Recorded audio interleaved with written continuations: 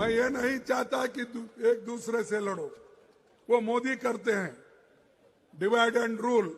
राहुल जी तो बोले भाई मैं तो मोहब्बत की दुकान खोला हूं, नफरत की नहीं। लेकिन यहाँ बीजेपी आरएसएस ये तो नफरत की दुकान खोल के बैठे हैं। ऐसे लोग हमारे देश के लिए जान दिए और मोदी जी सबकी जान ले रहे। अरे सुनो भाई, सुने तो ही ज्ञान आता है, ज्ञान आए तो ही आप बोल सकते हैं। स्लोगन शाउटिंग मेरे लिए करे तो मैं खुश हो जाऊंगा। 16% एसटी है, एससी है, बैकवर्ड्स अधिक है। इसके बावजूद भी इन लोगों को कोई आज तक बड़ा काम नहीं मिला। ये पटनायक के गवर्नमेंट में कोई बड़ा आदमी या कई बड़े हुद्दे पे इन्होंने नहीं बिठाया। इसीलिए आप हिम्मत करो, एक हो जाओ, अपने हकूक के लिए लड़ो। मैं ये नहीं चाहता कि एक दूसरे से लड़ो। वो मोदी करते हैं, डिवाइड एंड रूल। लेकिन मैं नहीं, मैं देश को एक रखना चाहता हूं। राहुल जी देश को एक रखना चाहते हैं। राहुल जी तो बोले भाई मैं तो मोहब्बत की दुकान खोला हूं, नफरत की नहीं। लेकिन यहाँ बीजेपी आरएसएस ये तो नफरत की दुकान खोल के बैठे हैं। और इसी के वजह से आपको होशियार रहना चाहिए। अगर आप ये कहें अरे सुनो भाई, सुने तो ही ज्ञान आता है, ज्ञान आए तो ही आप बोल सकते हैं। स्लोगन शाउटिंग मेरे लिए करे तो मैं खुश हो जाऊंगा, बाकी का समझ तो नहीं पाएंगे आप। देखो बीजेपी और आरएसएस इतनी बुरी है और उसके संग में इन्हों है। फर्ज करो अगर कोई आदमी, हम कहते हैं भाई ये विष के जैसा है, ये लोग बहुत डेंजर है, इसीलिए उनको दूर रखो, उनको टेस्ट मत करो, हमने कहा। अगर कोई ये कहता है भाई हम बोलते ये विष है, पॉइजन है, इसके पास मत जाओ, उसको देखो मत। अगर कोई ये भी कहता है नहीं वो विष है या नहीं, मैं जरा चाट के देखता हूं, तो क्या होगा? अरे तुम चाट के देखे तो भी मरेंगे, दूर से देखे तो उनका अन्याय अत्याचार भी तुमको मालूम होगा।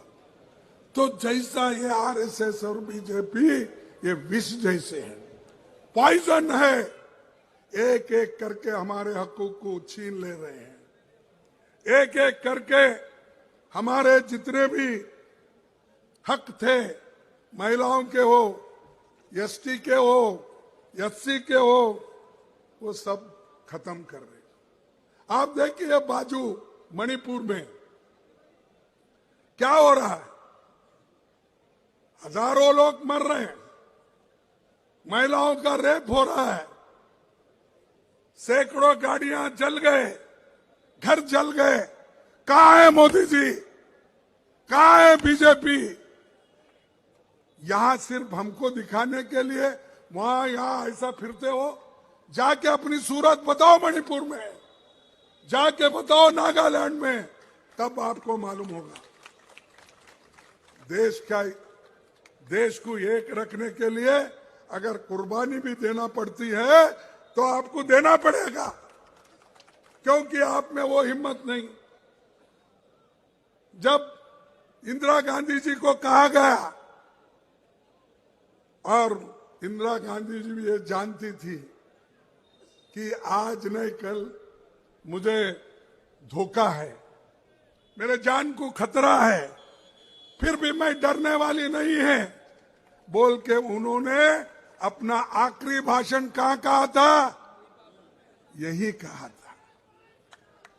जो नेता ने आखिरी भाषण यहां कही, जाने का बाद उनके शरीर में 32 गोली डाल के उनको मार दिया। क्या कसूर था? क्या किसी के पैसे लूटे थे? क्या किसी का माइन लूटा था? क्या किसी की संपत्ति हड़प की थी? उन्होंने देश को एक रखना चाहते थे, लेकिन ये लोगों ने मार दिया।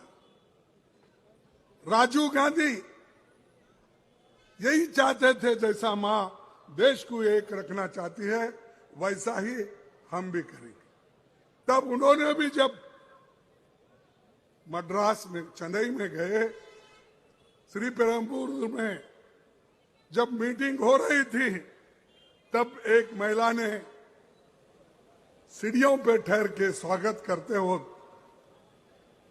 वो महिला अपने कमर पे मानो बॉम्ब बनाकर लेकर बांध के लेके गई थी, और वो हार डालते डालते उनके गले में बॉम्ब स्फोट हुआ और राजीव जी के देह का, शरीर का टुकड़े टुकड़े टुकड़े हो गए।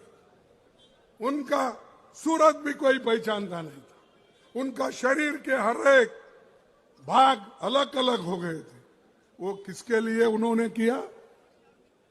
वो देश के लिए किया कि अपने लिए किया? बोलिए आप। फिर ये पटनायक को समझ में नहीं आता, ये आरएसएस को समझ में नहीं आता, ये बीजेपी को समझ में नहीं आता। ऐसे लोग हमारे देश के लिए जान दिए, और मोदी जी सबकी जान ले रहे। वो ये जानते हैं, भाई डालो, हमारी बात नहीं सुनता, ईडी का रेड करो, इनकम टैक्स का रेड करो, और आईटी का रेड करो। ये सब करके उन्होंने हुकूमत चला रहे। हम प्रेम से हुकूमत चलाए।